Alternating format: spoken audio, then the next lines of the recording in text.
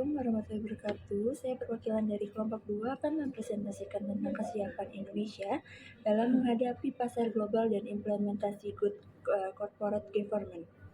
Assalamualaikum warahmatullahi wabarakatuh. Saya perwakilan dari kelompok 2 akan mempresentasikan tentang kesiapan Indonesia dalam menghadapi pasar global dan implementasi good corporate governance.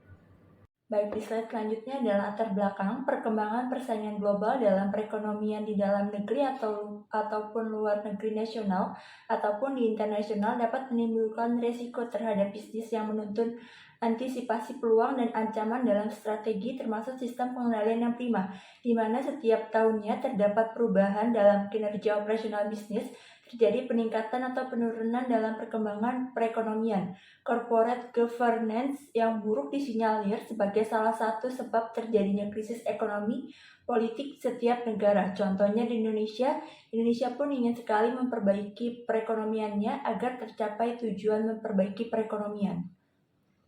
Yaitu rumusan masalah. 1. Bagaimana perkembangan Good Corporate Governance atau GCG di Indonesia. 2. Bagaimana Indonesia bisa menghadapi pasar global dan Good Corporate Governance. 3. Perusahaan belum menyadari manfaat penerapan Good Corporate Governance. Masih banyak perusahaan yang belum mengetahui arti pentingnya Good Corporate Governance untuk meningkatkan nilai perusahaan. Di sini ada tujuan masalah. Yang pertama, untuk mengetahui bagaimana perkembangan Good Corporate Governance (CGC) di Indonesia. Dan yang kedua, untuk mengetahui bagaimana Indonesia bisa menghadapi pasar global dan Good Corporate Governance. Dan yang ketiga, untuk mengetahui kenapa perusahaan belum menyadari manfaat penerapan Good Corporate Governance. Dan yang terakhir, yang keempat, untuk mengetahui mengapa masih banyak perusahaan yang belum mengetahui arti pentingnya Good Corporate Governance untuk meningkatkan nilai perusahaan. Oke, untuk landasan teori, penting untuk memahami kondisi bisnis di Indonesia pada masa lalu. Di tahun 1980-an, Indonesia merupakan salah satu negara yang mengalami pertumbuhan ekonomi yang pesat. Namun, dalam lingkungan bisnis yang berorientasi pada pertumbuhan tersebut, seringkali kurang diperhatikan aspek-aspek seperti transparansi, akuntabilitas, dan perlindungan hak pemegang saham minoritas. Bisnis seringkali berjalan berdasarkan hubungan personal dan kebijakan yang ambigu. Penerapan GCG di Indonesia. Komite Nasional Gabungan Corporate Governance atau KCG berpendapat bahwa perusahaan-perusahaan Indonesia mempunyai tanggung jawab untuk menerapkan standar GCG yang telah diterapkan di tingkat internasional. Namun, walaupun menyadari pentingnya GCG, banyak pihak yang melaporkan masih rendahnya perusahaan yang menerapkan prinsip tersebut. Masih banyak perusahaan menerapkan prinsip GCG karena dorongan regulasi dan menghindari sanksi yang ada dibandingkan yang menganggap di prinsip tersebut sebagai bagian dari kultur perusahaan. Kondisi pelaksanaan corporate governance oleh perusahaan-perusahaan Indonesia dapat digambarkan sebagai berikut. 1. Hasil survei internasional memberikan nilai yang rendah pada perusahaan-perusahaan Indonesia dalam mewujudkan prinsip-prinsip good corporate governance, bahkan jika dibandingkan dengan negara Asia lainnya. 2. Hasil penelitian Sulistianto dan Nugraheni menunjukkan bahwa corporate governance belum mampu mengurangi manipulasi laporan-laporan keuangan yang dipublikasikan oleh perusahaan-perusahaan terbuka yang terdaftar di Bursa Efek Jakarta atau BEJ. Baik teman-teman, di sini sudah ada materi tentang penerapan GCG di non-perbankan. Jadi saya akan membahas tentang GCG. Jadi praktek Good Corporate Governance itu bervariasi di setiap negara, dipengaruhi oleh faktor seperti kerangka hukum dan aspek-aspek tidak tertulis yang memengaruhi keberhasilan penerapan prinsip-prinsip tata kelola perusahaan. Studi lembaga dunia menunjukkan rendahnya praktik GCG di Indonesia. GCG sebagai isu pengelolaan perusahaan melibatkan prinsip-prinsip transparansi, akuntabilitas, keadilan, serta tanggung jawab. McKinsey tahun 2004 mendefinisikan transformasi sebagai perubahan sadar dan berkelanjutan menuju tingkat kinerja yang lebih tinggi, memerlukan arsitektur program konsisten pada agenda perubahan keseluruhan, tujuan kinerja, dan inisiatif individu.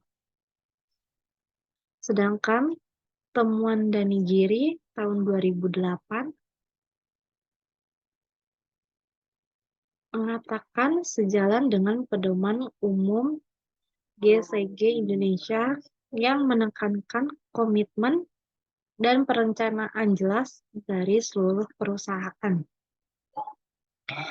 Survei Corporate Governance Perception Index atau CGPI oleh Indonesia Institute for Corporate Governance atau IICG dan majalah SWA menunjukkan rendahnya penerapan GCG di perusahaan publik di Bursa Efek Jakarta atau BEJ pada tahun 2004 sesuai dengan survei sejak 2001 pada level agenda perubahan. TGC memerlukan komitmen dan perencanaan jelas dari semua lapisan perusahaan. Baik, di sini saya Feli akan melanjutkan presentasi. Di sini saya akan menjelaskan berbagai manfaat dan keuntungan yang diperoleh dengan penerapan Good Corporate Governance. Yang pertama, dengan penerapan Good Corporate Governance, perusahaan dapat meminimalkan agency cost, yaitu biaya yang timbul sebagai akibat dari pendelegasian kewenangan pada manajemen, termasuk biaya penggunaan sumber daya perusahaan oleh manajemen untuk kepentingan pribadi maupun dalam rangka pengawasan terhadap perilaku manajemen itu sendiri. Yang kedua, perusahaan dapat meminimalkan cost of capital, yaitu biaya modal yang harus ditanggung bila perusahaan mengajukan pinjaman kepada kreditur. Hal ini sebagai dampak dari pengelolaan perusahaan secara baik dan sehat yang pada gilirannya menciptakan suatu referensi positif bagi para kreditur. Yang ketiga, dengan Good Corporate Governance, proses pengambilan keputusan akan berlangsung secara lebih baik sehingga akan menghasilkan keputusan yang optimal. Dapat meningkatkan efisien serta terciptanya budaya kerja yang lebih sehat.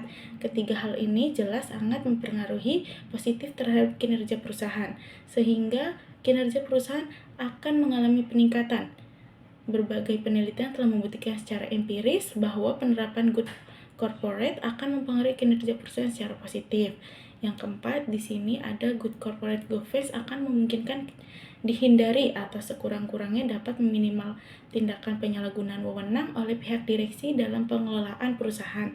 Hal ini tentu akan menekankan kemungkinan kerugian bagi perusahaan maupun pihak berkepentingan lainnya sebagai akibat tindakan tersebut.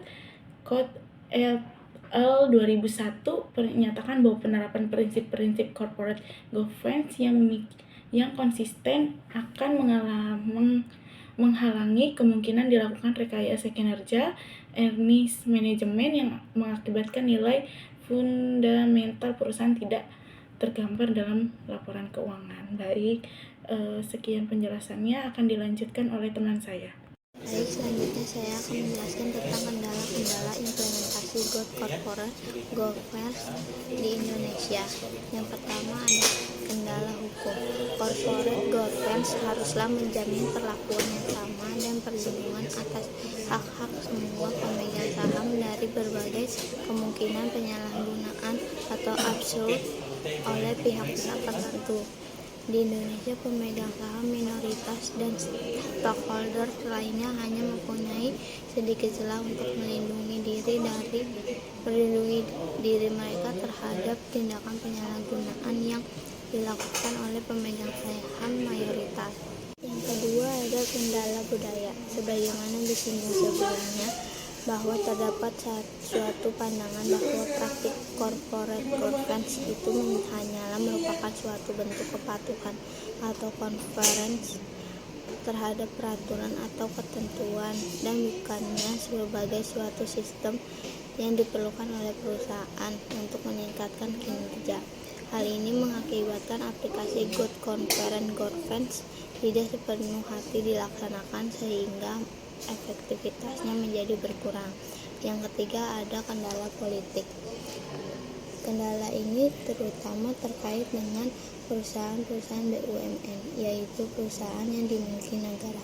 Sebagaimana dikatakan di atas bahwa pengertian negara selalu menjadi kabur, terkadang diartikan sebagai pemerintah, tetapi juga ada yang mengartikan sebagai lembaga negara yang lain. Hal ini ditambah lagi dengan dikaburnya pemisah antara kepentingan bisnis dan kepentingan pemerintah maupun lembaga negara yang lain. Akibatnya, berbagai keputusan bisnis di BUMN sangat diintervensi oleh pemerintah dan dalam kasus yang lain BUMN justru dieksploitasi oleh para politisi. Yang keempat ada kendala lingkungan bisnis. Sebagaimana kondisi yang umum berlaku di berbagai negara Asia lainnya, bahwa perusahaan-perusahaan atau meskipun berbentuk perorangan Indonesia terutama dimiliki oleh keluarga atau family owned. Selanjutnya ada kesimpulan.